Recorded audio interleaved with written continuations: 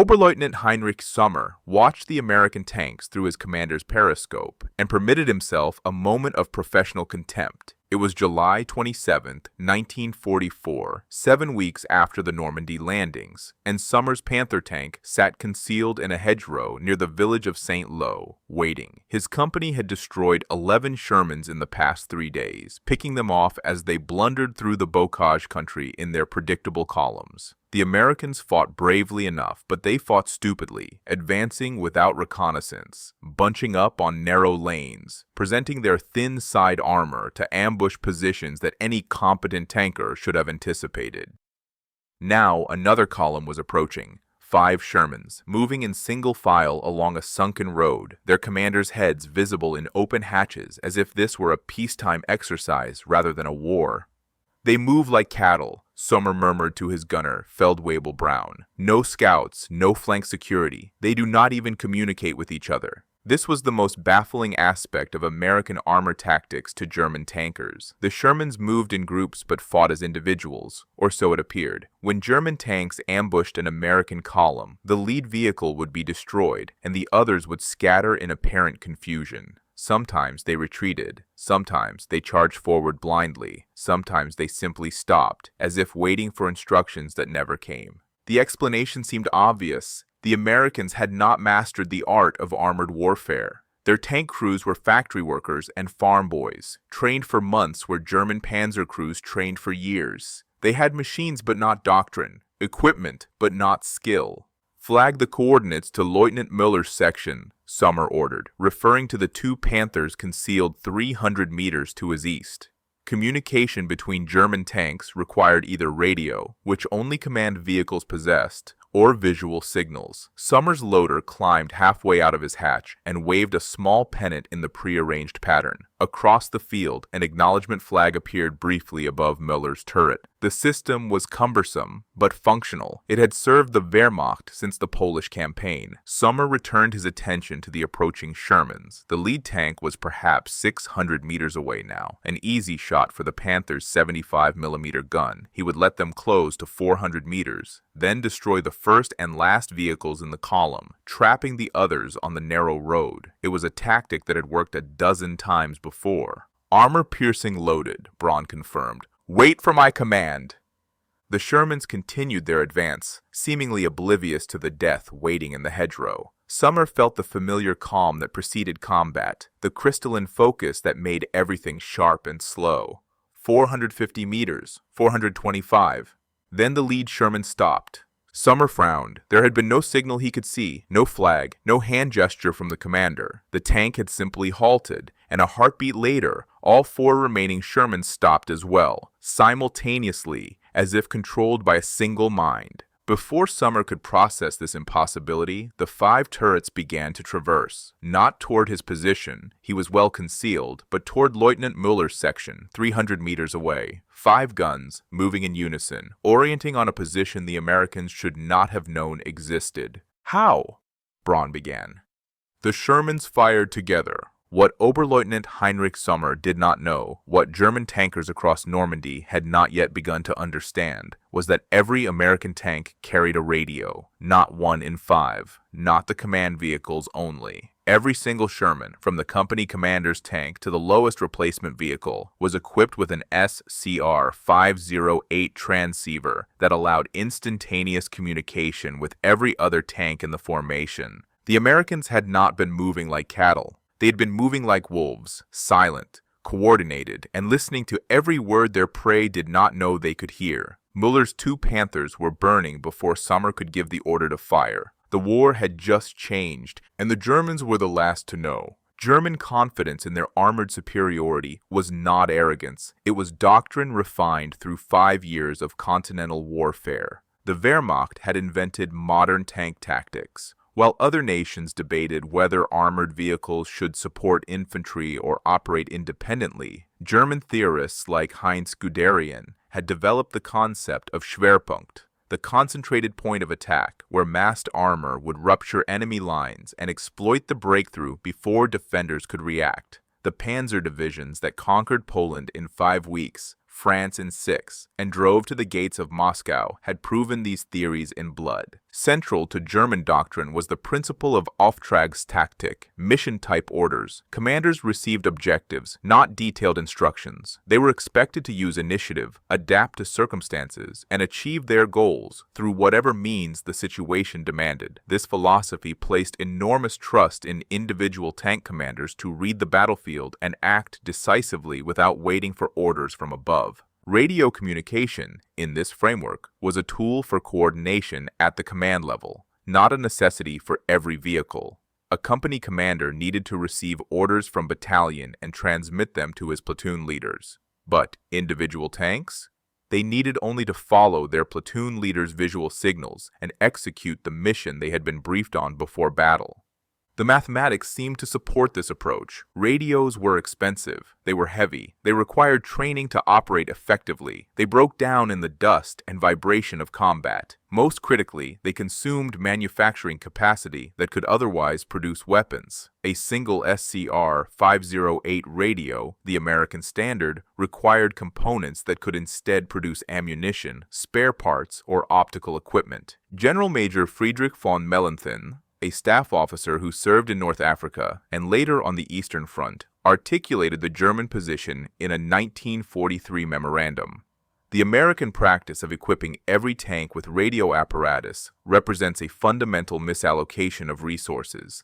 Communication in armored combat is achieved through visual signals, pre-planned maneuvers, and the initiative of trained crews. Radios add complexity without proportional benefit.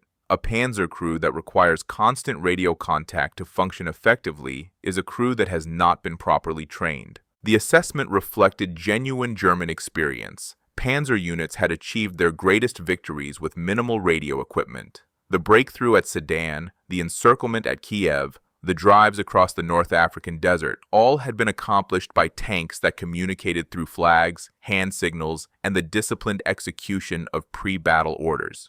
Why change a system that worked? Moreover, German intelligence had correctly identified that Allied armored tactics were inferior to their own. British tank formations in North Africa had repeatedly demonstrated poor coordination, attacking piecemeal into German ambushes and suffering catastrophic losses. The Americans at Kasserine Pass had performed even worse, scattering in confusion at the first contact with German armor, unable to concentrate their strength or coordinate their movements. If the Allies were equipping every tank with radios, German analysts reasoned, the radios were clearly not helping. Oberst Hermann Bulk, one of the Wehrmacht's most successful armored commanders, summarized the prevailing view in a lecture to officer candidates in early 1944. The enemy possesses more tanks than we do. This is a fact we cannot change. But tanks are only as effective as the men who command them and the doctrine that guides them. American crews are poorly trained. American doctrine emphasizes material over skill. They believe that more radios and more tanks will compensate for their deficiencies in leadership and initiative. They are wrong. One German panzer crew, properly trained in Auftragstaktik, is worth 5 American crews dependent on radio instructions. Quality will defeat quantity, as it always has. The logic was coherent.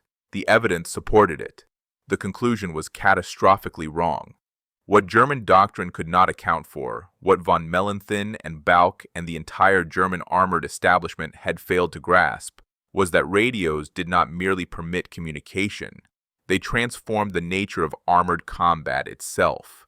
A tank without a radio was a weapon. A tank with a radio was part of a network. And a network of tanks sharing information in real time, coordinating movements instantaneously, concentrating fire on single targets without visible signals. This was something German doctrine had never encountered, and German training had never prepared for. The Americans had not equipped their tanks with radios because they lacked initiative. They had equipped their tanks with radios because they understood something the Germans did not. In modern warfare, information was a weapon more powerful than any gun, and they were about to prove it. The decision to put a radio in every American tank was made by a man who had never commanded a tank in combat, and who understood armored warfare better than most who had. Major General Adna R. Chaffee Jr. was a cavalryman by training and a prophet by temperament. The son of a Civil War veteran who had risen to Army Chief of Staff, Chaffee had spent his career watching the horse give way to the machine and understanding, before most of his contemporaries, what that transformation meant.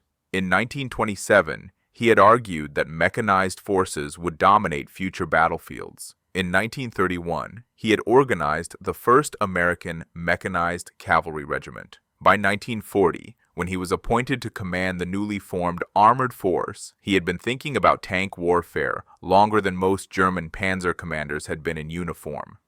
Chaffee's vision was simple and radical. The tank was not a mobile gun platform. It was a node in a communications network. The strength of an armored formation, Chaffee wrote in a 1940 memorandum to the Army Chief of Staff, lies not in the firepower of individual vehicles, but in the coordination of the whole. A tank that cannot communicate is a tank that fights alone. A tank that fights alone dies alone. If we send our men into battle in machines that cannot speak to each other, we are sending them to be defeated in detail by any enemy who understands concentration of force. Every tank must have a radio. This is not a luxury. This is the foundation of armored doctrine. The memorandum landed on desks that were not prepared to receive it. The United States Army in 1940 was an institution that measured radios by the pound and budgets by the penny. The standard tank radio of the era, the SCR-245, was a temperamental device that weighed over 100 pounds, required constant maintenance, and cost more than many officers earned in a year. Equipping every tank with such a device seemed financially impossible and tactically unnecessary. Colonel George S. Patton, Jr., then commanding the 2nd Armored Brigade, was among the skeptics. In a letter to Chaffee dated September 1940, Patton argued that radio dependency would weaken American tank crews. The Germans have conquered Europe with visual signals and initiative. If we teach our men to rely on radios, we teach them to wait for instructions rather than act on their judgment. A broken radio should not mean a broken attack. I fear we are building a force that cannot function when the technology fails. Chaffee's response was characteristically direct. George, the Germans have conquered Europe with better tanks, better training, and better coordination than their enemies possessed. Their visual signals work because they face enemies who cannot coordinate at all. When they face an enemy whose coordination exceeds their own, they will discover the limits of flag waving. The radio will not replace initiative. The radio will multiply it. A commander who sees an opportunity and cannot share it with his platoon has an observation. A commander who sees an opportunity and can instantly direct 5 tanks to exploit it has a weapon. The debate might have continued indefinitely had the fall of France not intervened. In May and June 1940, the Wehrmacht's panzer divisions shattered the French army in 6 weeks, an army that possessed more tanks than Germany, and better tanks by many measures. The French Char B-1 was more heavily armored than any German panzer. The Somoua S-35 was faster and better gunned than the Panzer III. On paper, France should have won the tank battles of 1940. France lost because its tanks could not talk to each other. French armored doctrine dispersed tanks among infantry units, denying them the ability to concentrate. Worse, French tanks lacked radios almost entirely. Only command vehicles were equipped, and those radios often failed to function across the distances that combat demanded. French tank crews fought as individuals, each vehicle isolated in its steel shell, unable to warn comrades of threats or coordinate responses to German attacks. The Germans, with radios in their command tanks and a doctrine built around visual signals for the rest, achieved a level of coordination the French could not match. But American observers in France noticed something else. Even German coordination broke down in fluid situations. When battles moved faster than flag signals could follow, German tanks reverted to individual action, effective against the French, but potentially vulnerable against an enemy with better communications. Chaffee seized on these observations. In August 1940, he secured funding for the development of a new tank radio, lighter, more reliable, and cheap enough to install in every vehicle. The result was the SCR-508.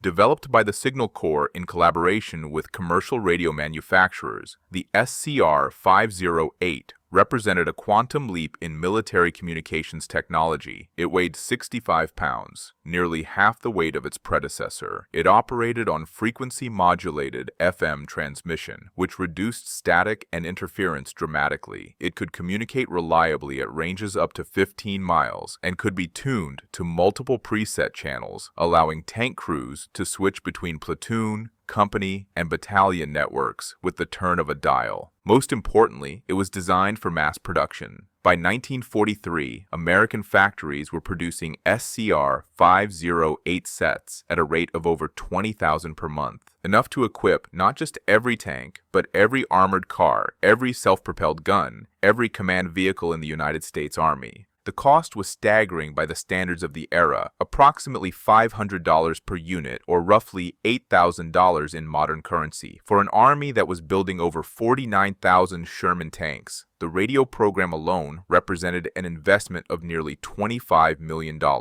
a sum that could have purchased hundreds of additional tanks. Chaffee never saw his vision realized. He died of cancer in August 1941, 4 months before Pearl Harbor, having spent his final years fighting bureaucratic battles for a communication system he believed would save American lives. But his successors carried the program forward, and by the time American armor met German armor in North Africa, every Sherman tank rolled into battle with an SCR 508 mounted behind the commander's seat. The Germans had built better tanks. The Americans had built something better than tanks. They had built a network.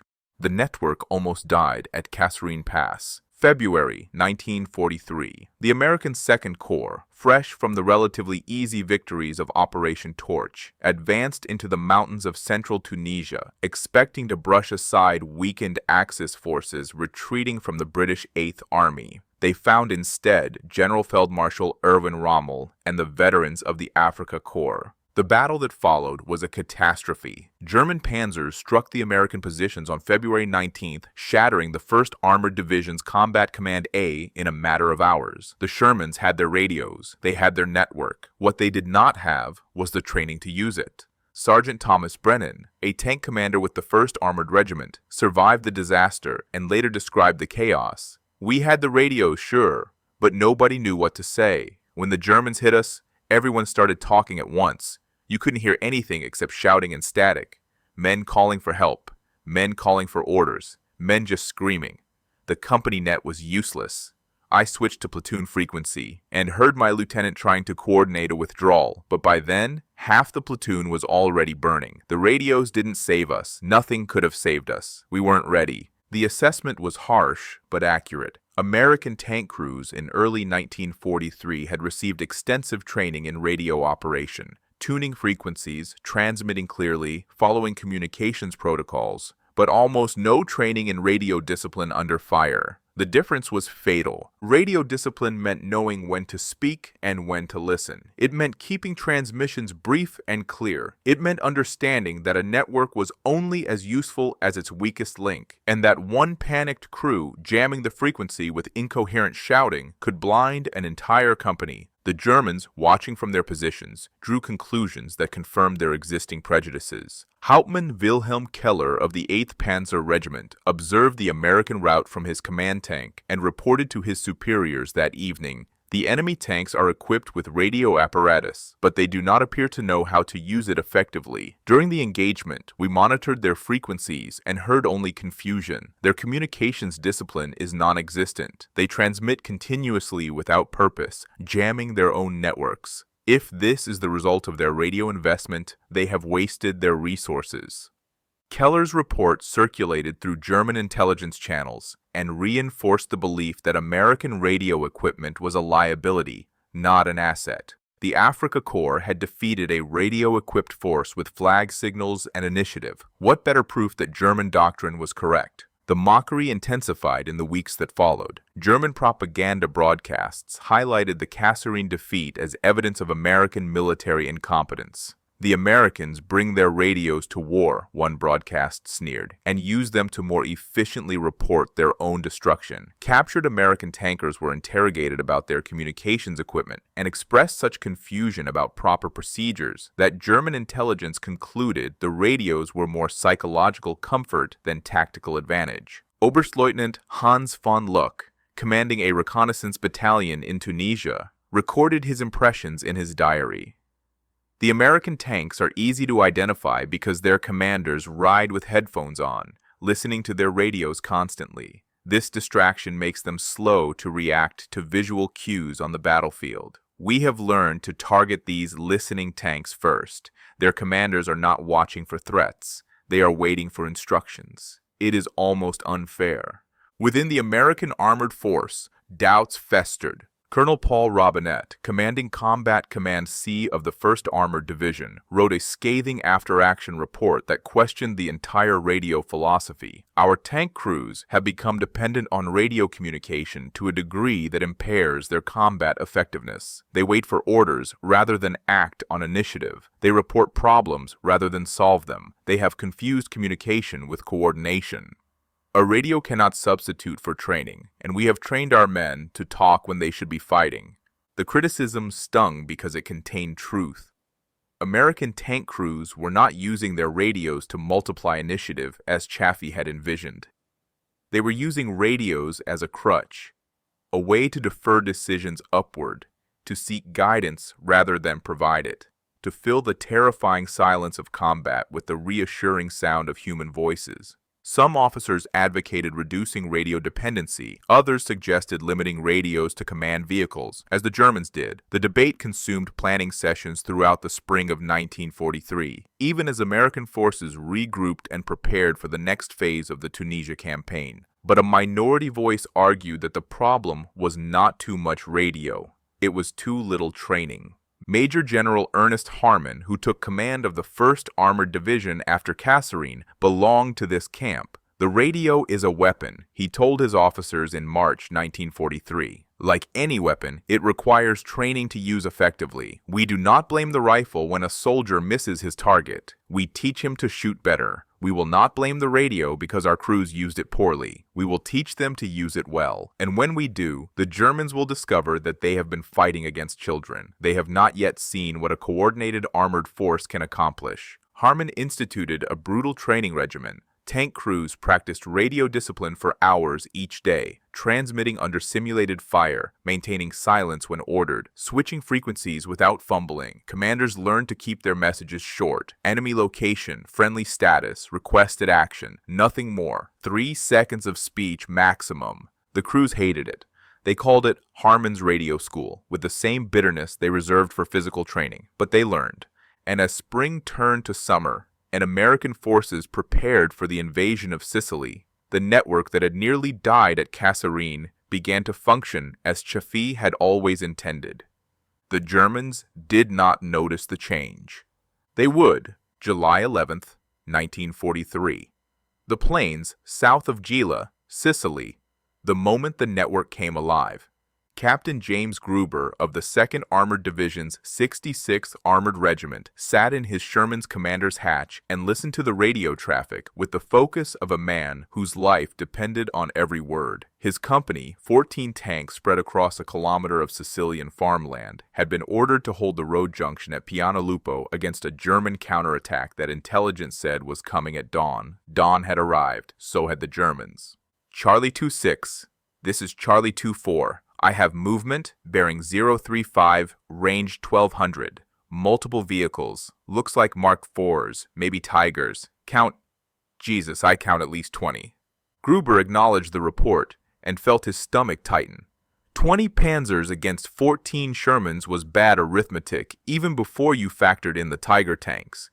60-ton monsters whose 88mm guns could destroy a Sherman at 2,000 yards, while Sherman guns bounced off Tiger armor at any range. But Gruber had something the Germans did not know about. All Charlie elements, this is Charlie 6, enemy armor approaching from northeast. Execute battle drill 7, acknowledge by section. The responses came back in 3-second bursts, exactly as Harmon's training had drilled into them.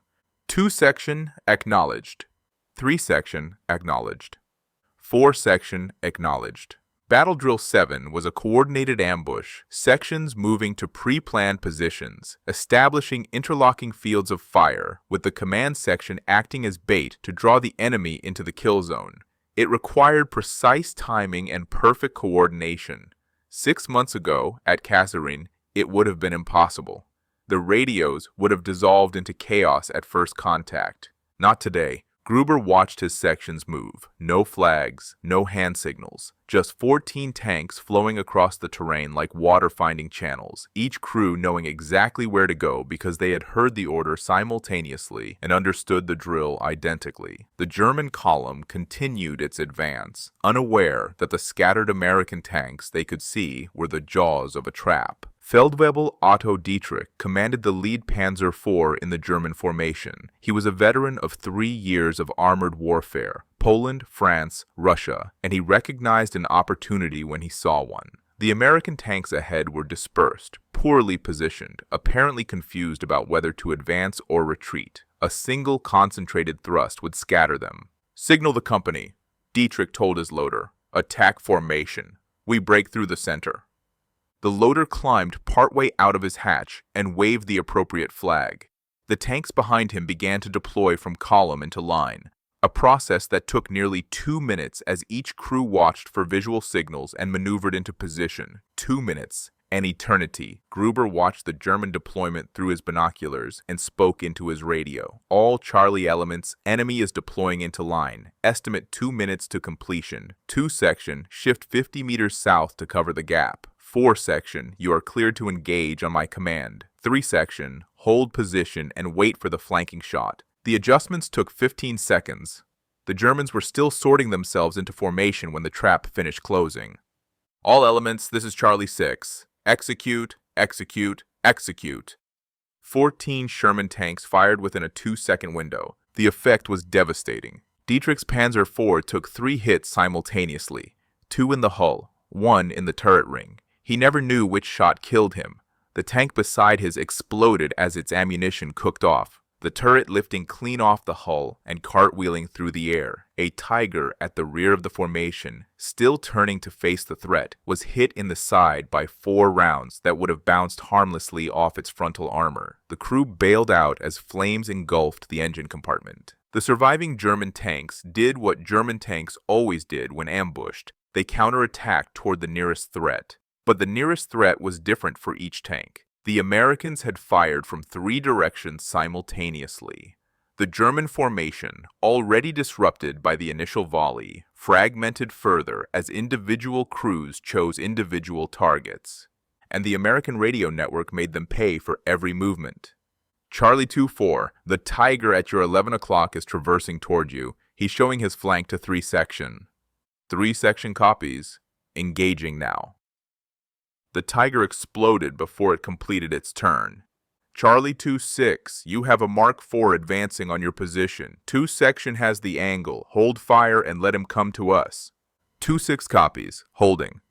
The Panzer IV rolled forward, focused on the Sherman directly ahead, unaware that 2 more Shermans were tracking it from the side. It died without ever seeing its killers.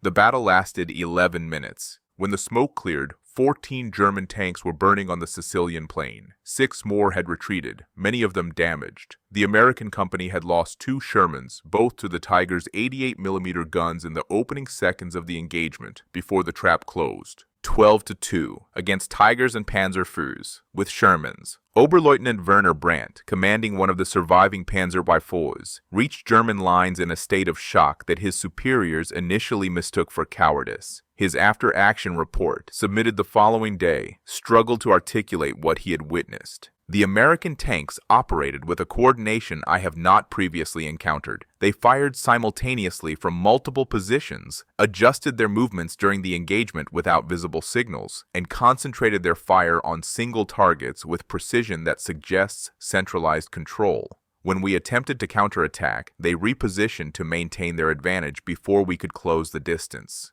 It was as if they knew our intentions before we executed them. I do not understand how this was achieved. They did not use flags. They did not use flares. They simply knew. Brandt's report was filed and forgotten in the chaos of the Sicilian campaign. German commanders had more pressing concerns than the tactical mysteries of a single engagement. The Americans had better numbers, better air support, better logistics. Of course, they won engagements occasionally. individual defeats meant nothing against the broader picture of German qualitative superiority. But the engagement at Piano Lupo was not an anomaly. It was a pattern beginning to emerge. The network was awake now, and it was hungry. Normandy became the killing ground where German armored doctrine came to die. The Bocage, the ancient hedgerow country of northwestern France, should have been a defender's paradise. Sunken lanes, dense vegetation, and limited sightlines negated the long-range firepower that made German tanks superior. A single Panther concealed in a hedgerow could destroy a dozen Shermans before being located. German commanders anticipated a grinding war of attrition in which American numbers would slowly overwhelm German quality, but at a cost that would make every kilometer a bloodbath. The bloodbath came, but not as they expected. By August 1944, American tankers had refined their radio tactics into something approaching an art form. The chaos of Kasserine was a distant memory. Now, when a Sherman platoon encountered a concealed Panther, they did not die in confusion. They died reporting, "Contact! Contact! Panther in the hedgerow! Grid reference!" The transmission might end mid-sentence as a 75mm round tore through the Sherman's hull. But the information survived. Within seconds, every tank in the company knew the threat's location. Within minutes, artillery was falling. Within an hour, fighter bombers were circling. The Germans called it der unsichtbare Tod, the invisible death. Lieutenant Friedrich Hartmann commanded a Panther platoon in the 2nd Panzer Division during the fighting around Mortain. His unit had destroyed 11 Shermans in 3 days of hedgerow combat, exactly the kind of exchange ratio that German doctrine predicted. Then the ratio reversed. On the 4th day, everything changed, Hartmann recalled in a post-war interview. "We ambushed an American column at dawn. 3 Shermans destroyed in the first minute. Perfect execution. But before we could relocate, artillery began falling on our position. Not random fire. Precise fire. Shells landing within meters of our tanks. We had not been spotted. No aircraft overhead. No observers visible. The Americans we killed must have radioed our position in their final moments. We had won the engagement, and still we died." Hartmann's platoon lost 2 Panthers to the artillery barrage, vehicles that had not been scratched by enemy tanks, destroyed by information transmitted in the heartbeats between contact and death. The pattern repeated across the Norman front. German tankers learned to fear not the Sherman itself, but what the Sherman represented, a node in a network that never forgot and never forgave. Kill a Sherman, and its death scream echoed through 100 radios. Miss a Sherman, and its report brought fire from angles the shooter never anticipated. Hide from a Sherman, and sooner or later another Sherman would find you, because they were always talking, always sharing, always hunting as a pack. Oberleutnant Heinrich Sommer, the Panther commander who had watched his ambush collapse at St. Lo, survived that engagement, but could not escape his growing understanding of what he faced. His war diary from August 1944 traced the arc of a man losing faith in everything he had been taught. August 3rd, destroyed 2 Shermans this morning, relocated immediately per doctrine. Artillery found our new position within 20 minutes. How? There were no survivors from the tanks we killed. No one could have seen us move. It is as if the Americans can see through walls. August 7th. Lost Feldwebel Braun today, my gunner for 2 years. A Sherman killed him, not in combat, but in retreat. We were withdrawing through a village and a Sherman appeared on a side street, already oriented on our position, already firing. It knew we were coming. It was waiting for us. The Americans do not fight like soldiers. They fight like a machine with 1,000 eyes. August 12th. I have realized something terrible. The American tanks are not fighting independently. They are not even fighting as companies or battalions. They are fighting as a single organism. When one sees us, they all see us. When one dies, they all learn from its death. We kill them individually, and they kill us collectively. This is not a fair fight. This was never a fair fight. We have been engaging an enemy we did not understand, and now it is too late to learn. The Falaise Pocket transformed understanding into annihilation. In mid-August 1944, Allied forces encircled the German 7th Army and 5th Panzer Army in a pocket near the town of Falaise. Approximately 100,000 German soldiers and the remnants of a dozen divisions were trapped in a shrinking noose of steel and fire. American armored units ringed the pocket, and their radios sang with targeting data. Tiger at grid 437-219, moving northeast. Any unit with a shot. Baker Company has angle, engaging. Confirmed kill, target destroyed. Column of soft vehicles. Grid 441-223. Looks like supply trucks. Dozens of them. Redirect artillery mission. Fire for effect.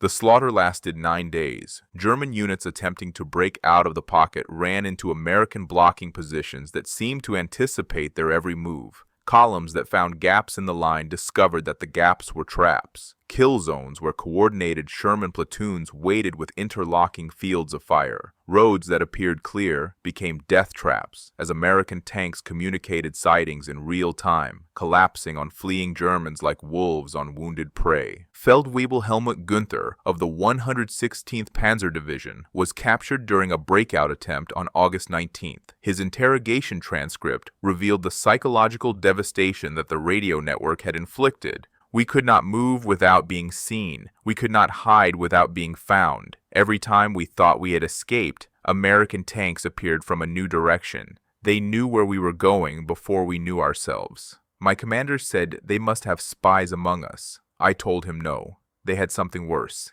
They had radios in every tank a spy. Every Sherman an eye that reports to all the others.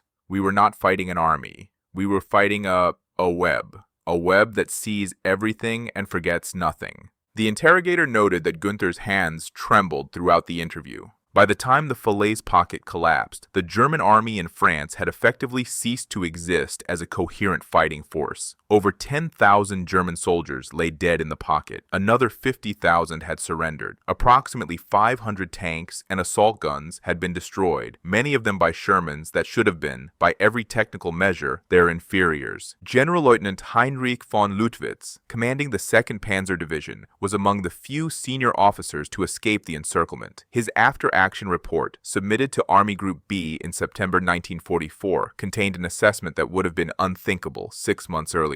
The American armored forces have achieved a level of tactical coordination that exceeds our own. Their individual tanks are inferior to ours in armor and firepower. This no longer matters. They have compensated for technical inferiority with communication superiority. Every American tank is linked to every other American tank by radio. They share information instantaneously. They coordinate fire across distances that would require us minutes of flag signaling to achieve. A single German tank, however superior, cannot defeat a network. We have been fighting the wrong war with the wrong doctrine, and we have lost. The report was classified and buried. It contradicted too many comfortable assumptions. But the truth could not be buried with it. The network had grown beyond tanks now, linking artillery, infantry, aircraft, and armor into a single integrated killing system that the Wehrmacht had no answer for. And it was only getting stronger. The numbers told a story that German doctrine had insisted was impossible. Between June 1944 and May 1945, American armored forces in the European theater destroyed or captured over 6,000 German tanks, assault guns, and armored vehicles. They accomplished this with the M4 Sherman, a tank that German technical manuals correctly identified as inferior to the Panzer IV in armor, inferior to the Panther in firepower, and hopelessly outclassed by the Tiger in both.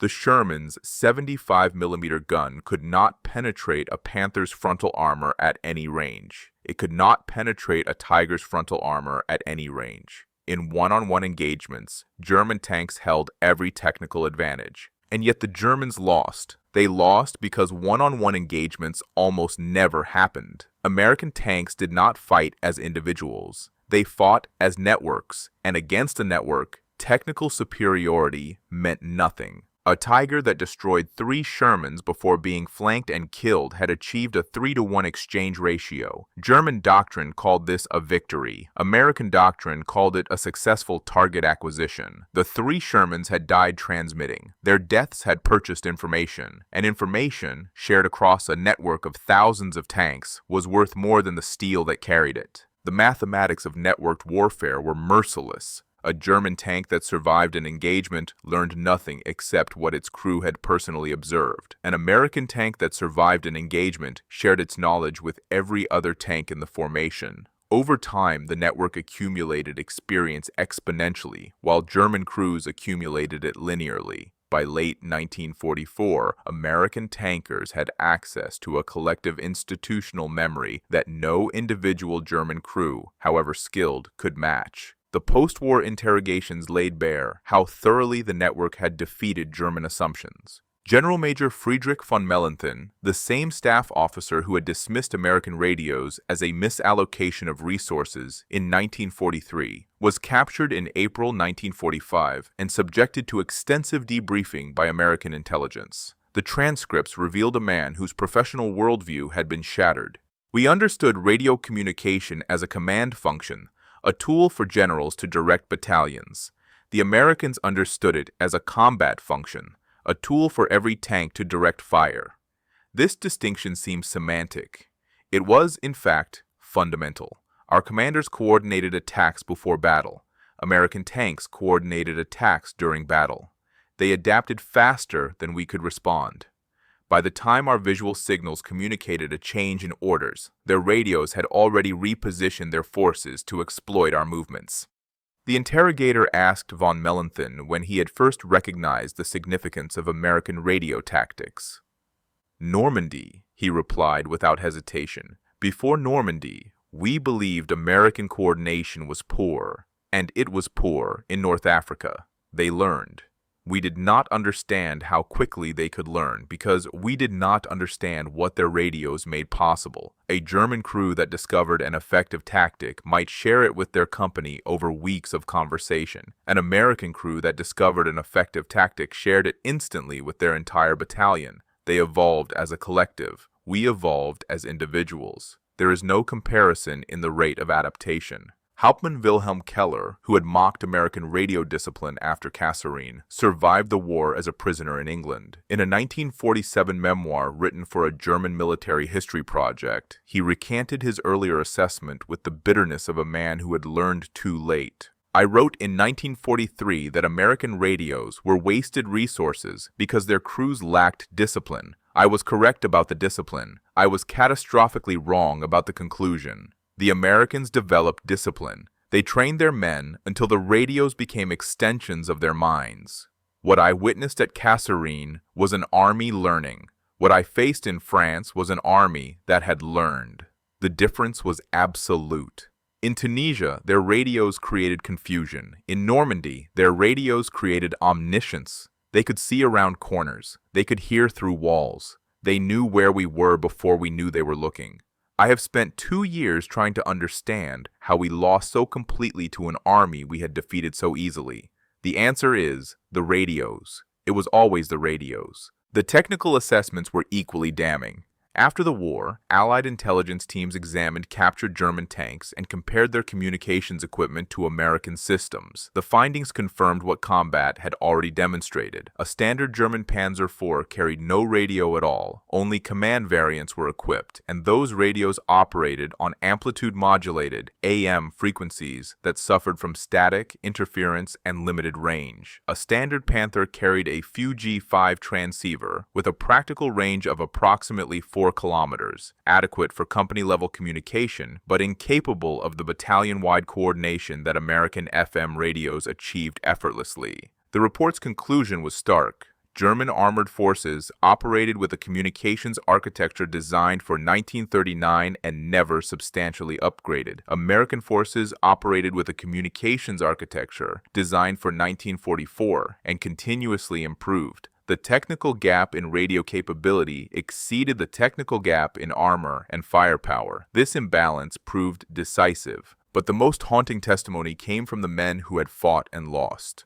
Oberleutnant Heinrich Sommer survived the war. His Panther was destroyed in the Ardennes in January 1945, but he escaped the wreckage and eventually surrendered to American forces in April. He spent 18 months in a prisoner of war camp in Louisiana before repatriation to Germany, where he worked as an engineer until his retirement in 1983. In 1979, a German television documentary about armored warfare located Sommer and asked him to reflect on his experiences. The interview lasted 3 hours. Near the end, the interviewer asked what lesson he had drawn from the war. Sommer was silent for a long moment. When he spoke, his voice was quiet. "We were trained to believe that the tank was the weapon, the armor, the gun, the engine. We measured ourselves against the enemy by comparing these specifications. Our armor was thicker, our guns were bigger, our crews were better trained. By every measure we understood, we were superior, and we lost." He paused, looking at something the camera could not see. The Americans understood something we did not. The tank was not the weapon. The network was the weapon. The tank was just a node, a carrier for the radio. They did not need better tanks. They needed better communications, and they had them. Every Sherman was connected to every other Sherman. When one tank saw us, they all saw us. When one tank died, they all learned from its death. We fought their tanks. They fought with their network. It was not a fair contest. It was never a fair contest. We simply did not know it until it was too late. The interviewer asked if Germany could have won the war with better radios. Sommer shook his head slowly. No. By the time we understood what radios could do, we had already lost the industrial capacity to build them. The Americans could afford to put a radio in every tank because they could afford to build 100,000 radios. We could barely build enough tanks. This is what we never understood. The radios were not separate from American industrial power. They were the expression of it. They had so much that they could give every tank commander a device that cost more than a German worker earned in a month, and we had so little that we communicated with flags. The war was decided before the first shot was fired. We simply did not know how to read the signs. The signs had been there all along. They had crackled through the static on frequencies the Germans never thought to monitor. In transmissions, they dismissed as undisciplined chatter. From crews they mocked as dependent on technology they did not need. The chatter had been the sound of the future arriving, and the Germans had been too confident to listen. On July 27, 1944, Oberleutnant Heinrich Sommer had watched 5 American Shermans approach his ambush position and permitted himself a moment of professional contempt. "They move like cattle," he had murmured. "No scouts, no flank security, they do not even communicate with each other." He had been right about the scouts. He had been right about the flank security. He had been catastrophically, fatally wrong about the communication. The Shermans had been communicating constantly, in quiet, disciplined bursts that Sommer's radio, tuned to German frequencies, never detected. They had been sharing observations, coordinating movements, building a picture of the battlefield that existed in no single tank but in all of them simultaneously. When one Sherman spotted the flash of sunlight on Lieutenant Müller's optics, every Sherman knew.